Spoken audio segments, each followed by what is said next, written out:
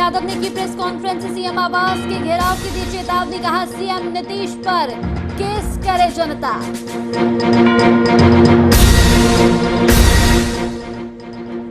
मधुपुर विधानसभा seat पर उपचुनाव की घोषणा, 17 अप्रैल निर्धारित की गई चुनाव की तारीख। सुप्रियो भट्टाचार्य ने सुनिश्चित की जेएमएम की जीत।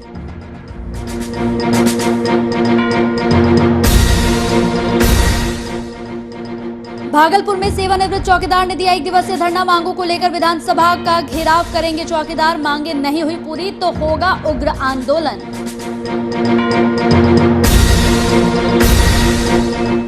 और होली के मद्देनजर कैमूर प्रशासन अलर्ट, चेकपोस्ट और उत्पाद विभाग की टीम तैनात, सभी गाड़ियों की हो रही है जांच।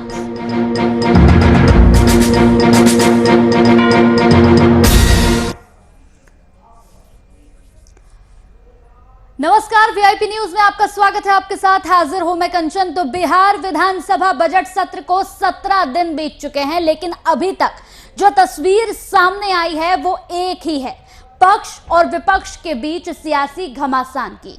कभी पेपर लीक के मुद्दे पर मौजूदा सरकार का घेराव, तो कभी शराबबंदी जैसे मामले पर यहां जंग देखी गई है। सदन में अभी तक विपक्षियों का बोलबाला कुछ ज्यादा ही देखने को मिल रहा है। सीएम नीतीश भी एक बार फिर यहां पर भड़क चुके हैं, तो विपक्ष यहां पर बीपी मशीन लेकर सदन पहुंच गए हैं। राजस्व और भूमि सुधार मंत्री रामसूरत राय के इस्तीफे को लेकर भी जबरदस्त हंगामा देखने को मिला। उप मुख्यमंत्री तारकिशोर प्रसाद और नेता प्रतिपक्ष तेजस्वी यादव के बीच भी तीखी नोकझोंक लगातार यहां देखने को मिली। सत्र के 18वें दिन विधानसभा की कार्यवाही शुरू होने से पहले नेता प्रतिपक्ष तेजस्वी यादव नीतीश सरकार पर यहां जमकर निशाना साधते नजर आए। नेता प्रतिपक्ष ने सीएम पर निशाना साधते हुए कहा कि अगर आप मंत्री जी के भाई को गिरफ्तार नहीं कर सकते और मंत्री को बर्खास्त नहीं कर सकते, तो आप सीएम आवास में 1 अप्रैल को शराब का ठेका खुलवा लें। पक्ष विपक्ष के बीच सियासी घमासान तो लगातार जारी है। विपक्षियों के कोहराम की तस्वीरें आज भी देखने को मिली।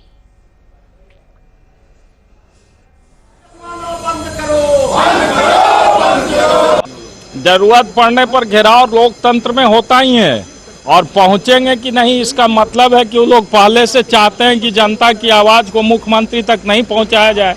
हम लोग तो लोकतंत्र में अपनी बात को पहुंचाने के लिए, चाहे गवर्नर हो या मुख्यमंत्री हो या सरकारी नुमाइंदगी हो, सबके पास हम लोग अपनी बात पहुंचाने का प्रयास कर रहे हैं और प्रयास करेंगे।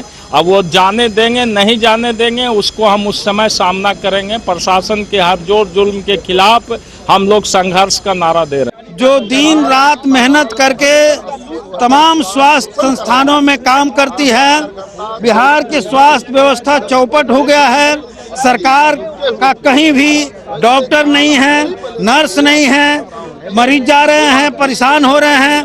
उसमें सबसे ज्यादा सेवा आशा बहनें करती हैं, लेकिन उनको मामूली सा मानदेय दिया जाता है। हम लोग मांग कर रहे हैं कि 1000 से काम नहीं चलेगा, उन्हें 21,000 रुपये कम से कम मानदेय दिया जाए। तो शुरू से हम लोग देख रहे हैं, विरोध करते रहे हैं, क्योंकि ईवीएम में गड़बड़ियों की संभावना रही है, उससे इनकार नहीं किया जा सकता। तो अब जो सत्ता में बैठे लोग हैं उनको ही निर्णय लेना है ना। अब तो फिर जनता जो है ईवीएम के संदर्भ में लंबे समय से विवाद होता चला आ रहा है। के अंदर आज मंत्री और स्पीकर के बीच में कहासुनी हुई और सदन को स्थगित कर दिया गया था। माननीय विधायक हमारे साथ आरजेडी के, बताइए क्या मामला था। और इसमें अध्यक्ष जी का स्पष्ट था कि विधायकों का ऑनलाइन प्रश्न का उत्तर आ जाना चाहिए। उन्होंने कहा कि हम 16 में से 14 दे चुके हैं। उन्होंने कहा 11 आया है, इसको 100% करवाइए। तो उसमें बोले कि ज़्यादा आप उत्तर के लिए व्याकुल नहीं होइए।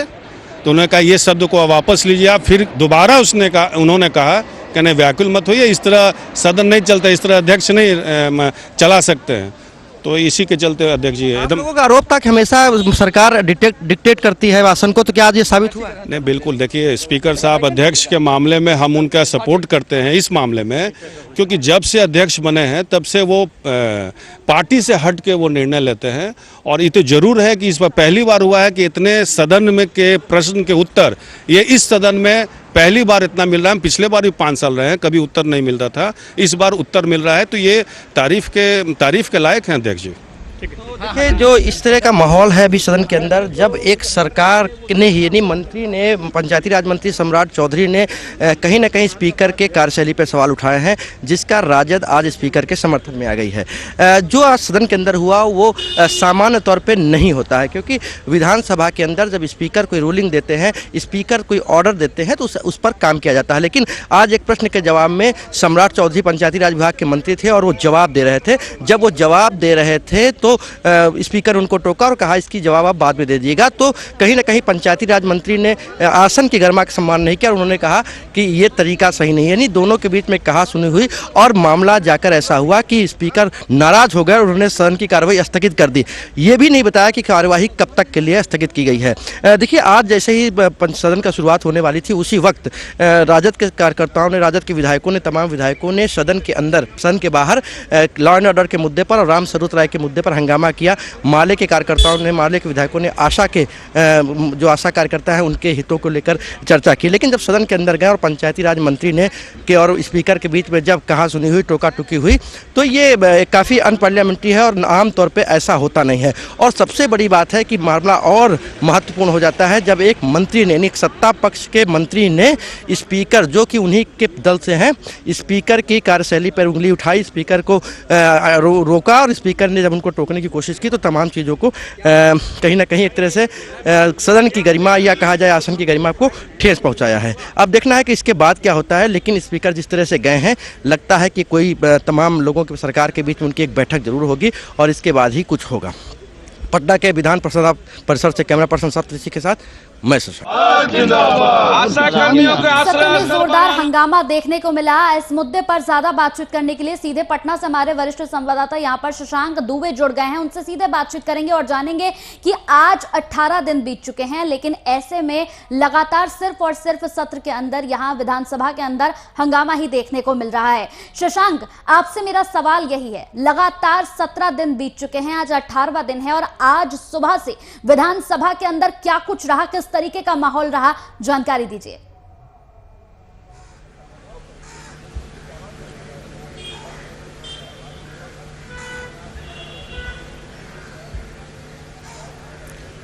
देखिए कंचन, सबसे बड़ी बात है कि आज जो है, जब सदन की शुरुआत होने से पहले रोज की तरह राजद ने कानून व्यवस्था और राम सूरत राय के मुद्दे को लेकर हंगामा किया, नारेबाजी की, पोस्टरबाजी की।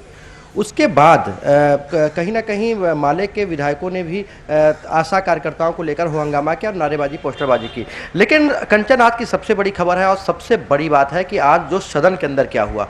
सदन के अंदर आज एक अप्रत्याशित घटना घटी है। जब प्रश्नोत्तर काल चल रहा था और विधायक, मंत्री, तमाम विभाग, जो आज पंचायती राज विभाग का प्रश्न था, तो पंचायती राज विभाग के मंत्री से प्रश्न कर रहे थे।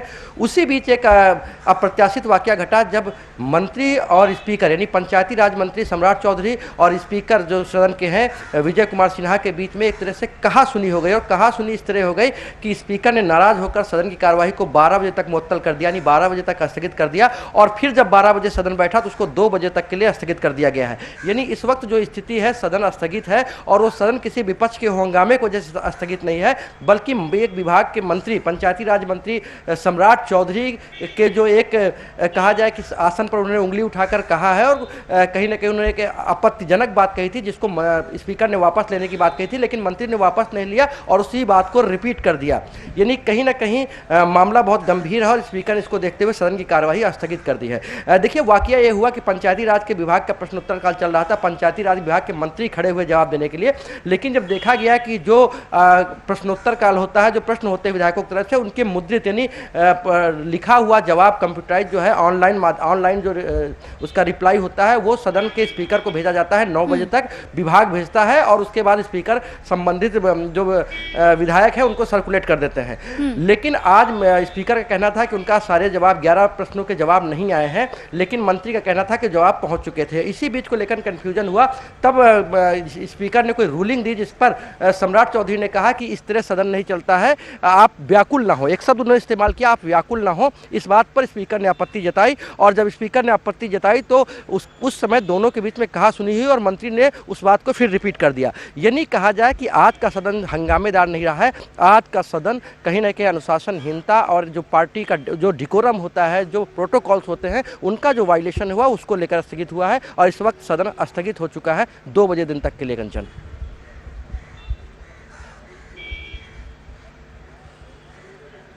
तो लगातार हंगामा देखने को मिल रहा है और हंगामे के बीच आज जो सबसे बड़ी बात रही वो ये रही कि अब स्पीकर पर यहां सवाल उठाए गए हैं। विपक्ष की तौर से ये कहा जा रहा है कि स्पीकर अपने नियम के अनुसार यहां पर विधानसभा में संचालन नहीं कर रहा है, कार्रवाई नहीं चलने दे रहे हैं। कई गंभीर आरोप यहां पर खुद उठाए जा रहे हैं विधानसभा अध्यक्ष के ऊपर ही।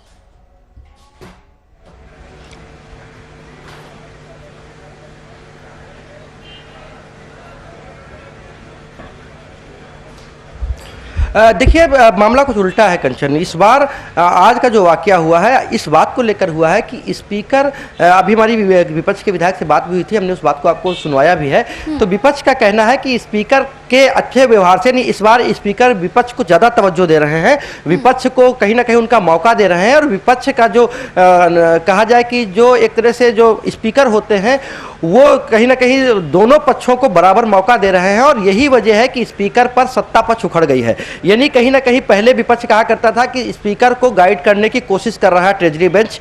आज उस बात को विपक्ष ने कहा है कि ट्रेजरी बेंच विपक्ष को मौका दिए जाने से नाराज है और इसलिए उसने स्पीकर पर इस तरह का आपत्तिजनक टिप्पणी की है। तो कहीं ना कहीं आज विधायक, जो विपक्ष के विधायक है, राजद के विधायक, उन्होंने भी कहा कि विपक्ष को ज़्यादा मौका दिया गया है और इस बार ज़्यादा प्रश्नोत्तर काल में विपक्ष के सवालों को लिया गया है। तो कहीं ना कहीं स्पीकर अपना रोल सही अदा कर रहे हैं। स्पीकर एक निष्पक्ष जो उनकी संवैधानिक भूमिका है उसका निर्वहन कर रहे हैं। लेकिन ये बात सत्ता पक्ष को पच नहीं रही है और यही आज वजह है कि सत्ता पक्ष के एक मंत्री ने, जो ट्रेजरी बेंच है उसके एक मंत्री ने ही आसन पर न सिर्फ सवाल खड़े किए, न सिर्फ उंगली उठाई, बल्कि आपत्तिजनक बात भी कही है। तो कहीं ना कहीं सत्ता पक्ष और विपक्ष के बीच में जो सामंजस्य होना चाहिए। देखिए, स्पीकर का दायित्व है कि वो दोनों पक्षों को बराबर मौका दे और विधानसभा की कार्यवाही सुचारू रूप से चल चुका है। विधानसभा का बिजनेस सही हो, जन उपयोगी यानी जनता से जुड़े हुए मुद्दे हाउस में उठे और उसका निदान हो। स्पीकर का कहीं ना कहीं संवैधानिक दायित्व है और स्पीकर उसका निर्वहन कर रहे थे। तो देखिए, विपक्ष का रोल जरूर कई जगहों पर ऐसा रहा है कि उन्होंने सदन को चलने से बाधित किया है। लेकिन आज का जो वाकया है वो कहीं ना कहीं एक तरह से कहा है प्रोटोकॉल का वायलेशन है। जो एक सदन के अंदर डिकोरम होना चाहिए, एक स्पीकर, एक माननीय सदस्य या स्पीकर और एक ट्रेजरी बेंच के मंत्री, इन दोनों के बीच में जो एक तरह से कोऑर्डिनेशन होना चाहिए, एक तरह से प्रोटोकॉल जो मेंटेन किया जाना चाहिए वो नहीं हुआ है। और यही कारण है कि आज सदन स्थगित हुआ है। पहले 12 बजे तक के लिए स्थगित किया गया और फिर 2 बजे तक के लिए स्थगित कर दिया गया। यानी आज की कार्रवाई नहीं चली है सदन के अंदर। कंचन, बिल्कुल शशांक, अगर देखा जाए तो विधानसभा बजट सत्र के दौरान कई अलग अलग मुद्दों को लेकर यहां पर विपक्ष सरकार को घेरने में लगा हुआ था। लेकिन इस बार जो देखने को मिला वो ये था कि शराबबंदी एक ऐसा मुद्दा है जिसे लेकर लगातार तेजस्वी यादव की तरफ से सरकार पर कई गंभीर आरोप लगाए गए हैं। न सिर्फ आरोप बल्कि लगातार प्रेस कॉन्फ्रेंस भी तेजस्वी यादव की तरफ से की जा रही है और सरकार पर कई गंभीर आरोप लगाए जा रहे हैं।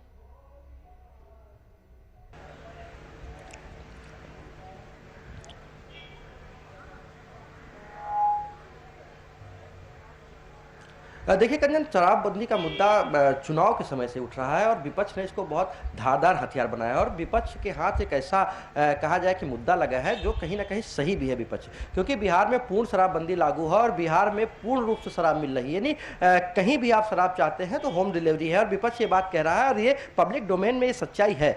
तो विपक्ष को एक मुद्दा हाथ लगा सरकार को घेरने के लिए।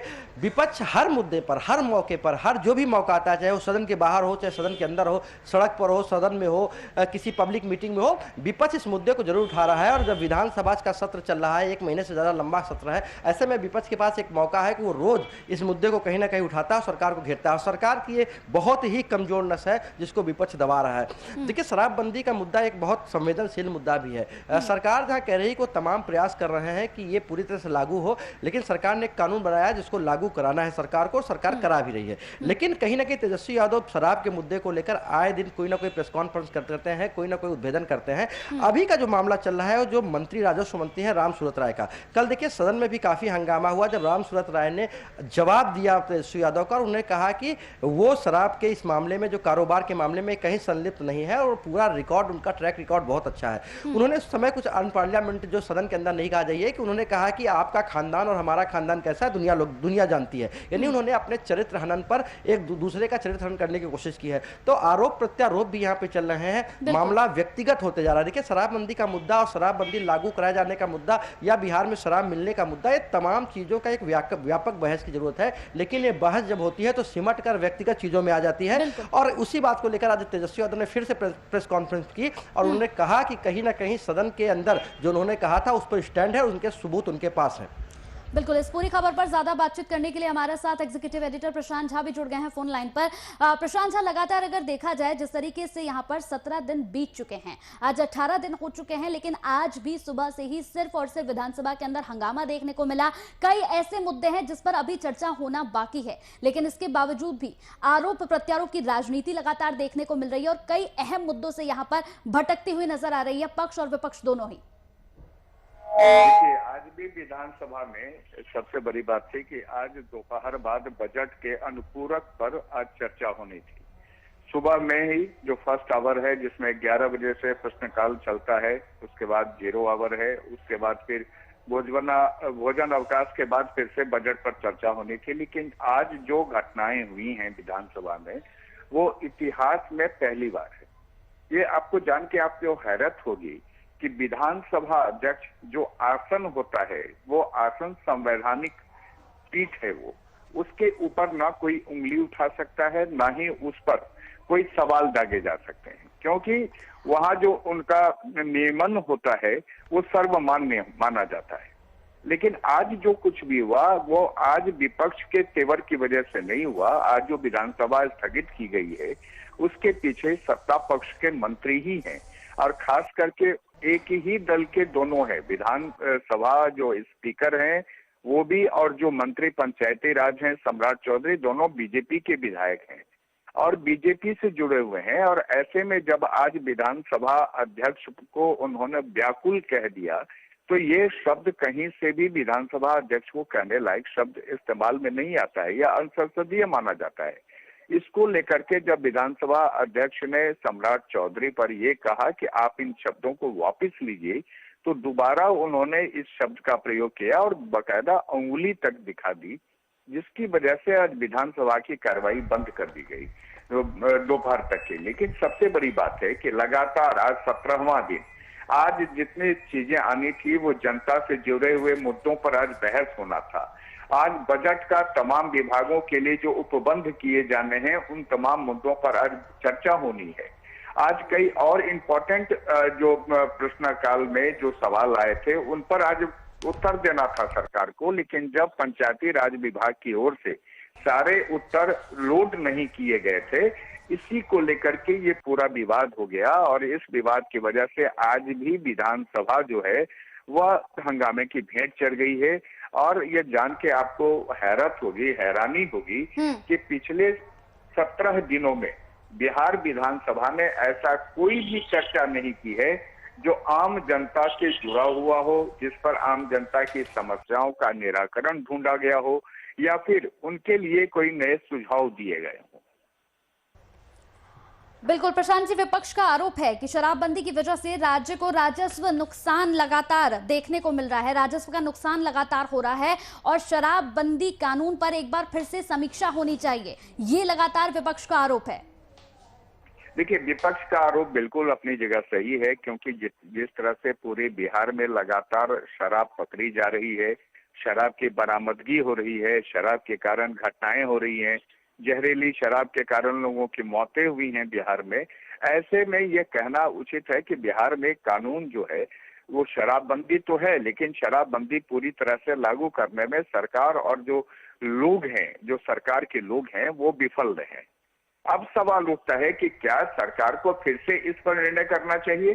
तो आपको एक बात बता दें कि बिहार सरकार ने जिस तरह से इस पूरे मामले को लेकर के विधानसभा के दोनों सदनों से पास कराया और जो शराबबंदी के लिए उन्होंने कानून बनाया, फिर उस कानून को अमेंड किया गया, उसमें नए सुझाव दिए गए, नए करे उसमें फैसले लेने के लिए अधिकार दिए गए। और ऐसे में आपको कहीं से नहीं लगता है कि शराबबंदी तो वापस होगी बिहार में, लेकिन इस शराबबंदी को पूरी तरह से सफल करने के लिए कानून के जो नुमाइंदे हैं उनको बिल्कुल सख्त होना पड़ेगा और साथ ही वो चौकसी करनी पड़ेगी कि इसमें शराब कहीं से ही बिहार में आ ना सके। लेकिन एक बात आपको बताना चाहूंगा कि बिहार में शराब अगर कहीं से आ जा रही है तो उसके पीछे भी वही लोग हैं, वही प्रशासनिक अधिकारी हैं जो थोड़े से पैसे के लोभ में वो इस पूरे जो नेटवर्क चल रहा है अवैध शराब का, उसको वो सपोर्ट कर देते हैं, जिसकी वजह से बिहार के हर गली में, हर घर में और वो शराब मिल रही है। अभी जैसे कि बात उठी है कि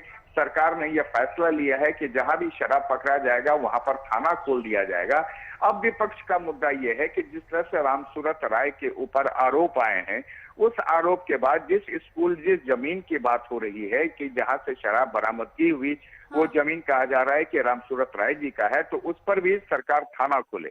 आज भी तेजस्वी यादव ने यही सवाल रखा है कि वो जो जगह है, जिस जगह से शराब की बरामदगी हुई, जिस स्कूल से, वहां पर थाना खोल दिया जाए। और इसी को लेकर के विपक्ष अड़ा हुआ है और सरकार जो है अपने तरफ से सफाई पेश कर रही है। हालांकि एक बात यह कहना कहीं से भी गैर मुनासिब नहीं होगा कि बिहार में शराब रोकना अब सरकार के बूते की बात नहीं रहेगी। बिल्कुल बिल्कुल, बहुत बहुत शुक्रिया प्रशांत जी हमारे साथ जुड़ने के लिए। लगातार यहाँ पर हमारे साथ हमारे वरिष्ठ संवाददाता शशांक दुबे भी जुड़े हुए हैं पटना से। शशांक, जिस तरीके से अभी एग्जीक्यूटिव एडिटर से हमने बातचीत की, उनका भी यही कहना है कि शराबबंदी एक ऐसा मुद्दा है जिस पर अभी समीक्षा होने की जरूरत है। सरकार को शराबबंदी कानून पर अभी समीक्षा करने की जरूरत है, क्योंकि लगातार शराबबंदी एक ऐसा मुद्दा बनता जा रहा है जिस पर न सिर्फ सरकार पर सवाल उठ रहे हैं बल्कि सिस्टम पर सवाल उठ रहे हैं, पुलिस प्रशासन पर सवाल उठ रहा है।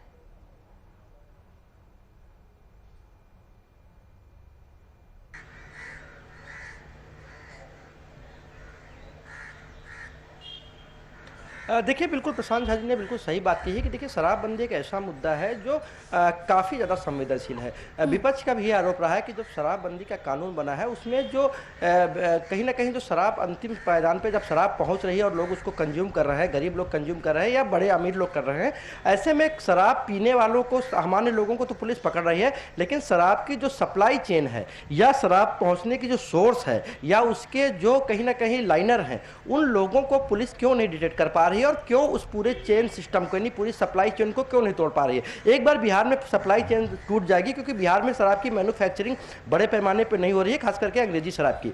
तो अगर एक बार सप्लाई चेन को पुलिस ध्वस्त करने में सफल रहती है या सरकार ध्वस्त करने में सफल रहती है, ऐसे में कहीं ना कहीं शराब की डिलीवरी घर तक नहीं पहुंचेगी, जगह तक नहीं पहुंचेगी और लोग नहीं पी पाएंगे। दूसरी बात, प्रशांत झा सर ने एक बात बहुत और सही कही है कि जो इन्फोर्समेंट एजेंसीज हैं, यानी जो इंप्लीमेंट करती हैं जो शराबबंदी के तमाम कानून है, उसको लागू करवाने की जिम्मेवारी जिन लोगों पर है, चाहे वो पुलिस हो या फिर जो आबकारी विभाग के अधिकारी हो या फिर इंटेलिजेंस हो, जो यहाँ की स्पेशल ब्रांच है वो हो, क्योंकि जो इनपुट्स हैं उनके आधार पर कार्रवाई होनी चाहिए। तो ये तमाम सप्लाई आखिर कैसे हो रही है, इतनी की बड़ी बड़ी खेपें पहुंच रही कैसे रही हैं, इतनी बड़ी बड़ी खेपें स्टोर कैसे हो रही हैं और उसके बाद वो डिस्ट्रीब्यूट कैसे हो रही हैं। तो कहीं ना कहीं पुलिस की जो लॉ इन्फोर्समेंट एजेंसीज है, चाहे वो पुलिस हो या और एजेंसीज हो, वो उनका दायित्व सही से निर्वहन नहीं कर रहा है। तो कहीं ना कहीं कानून में भी कुछ खामी है और कहीं ना कहीं इंप्लीमेंटेशन में भी कुछ खामियां हैं। तो इनको प्रॉपर ढंग से दुरुस्त किए जाने की जरूरत है, क्योंकि आम एक गरीब पीने वाले को अगर आप पकड़ के जेल भेज भी देते हैं तो जेलों का बोझ जरूर बढ़ रहा है, लेकिन शराब के मामले नहीं रुक रहे हैं। तो आखिर कमियां कहां हैं, इनको एक बार रिकंसीडर करने की जरूरत है और यही बात विपक्ष भी कह रहा है। तो सरकार को हठधर्मता छोड़कर रिकंसीडर करना चाहिए। कानून में अगर थोड़े बहुत फेरबदल की जरूरत है तो वो भी करने चाहिए। और सबसे बड़ी बात है कि जो इन्फोर्समेंट एजेंसीज हैं, जिनको कानून लागू करना है, जिनको इंप्लीमेंट करवाना है, उन एजेंसियों के लिए कुछ कड़े कानून फिर से बजाए जाने की जरूरत है। बिल्कुल शशांक, जिस तरीके से देखा जाए लगातार अगर हम यहाँ पर बात करेंगे, नशीली शराब की वजह से, जहरीली शराब की वजह से यहाँ पर कई लोगों की जान भी गई है। जहरीली शराब की वजह से कई यहाँ पर परिवार आज भी रो रहे हैं, लेकिन कानून को अभी भी काफी ज्यादा सतर्क होने की जरूरत है, क्योंकि बिगड़ती कानून व्यवस्था की वजह से भी यहाँ लगातार इस तरीके के केस देखने को मिल रहे हैं। और शायद यही वजह है कि आज शराबबंदी एक ऐसा मुद्दा बनकर सामने आया है जिस पर सदन में भी लगातार हंगामा देखने को मिल रहा है।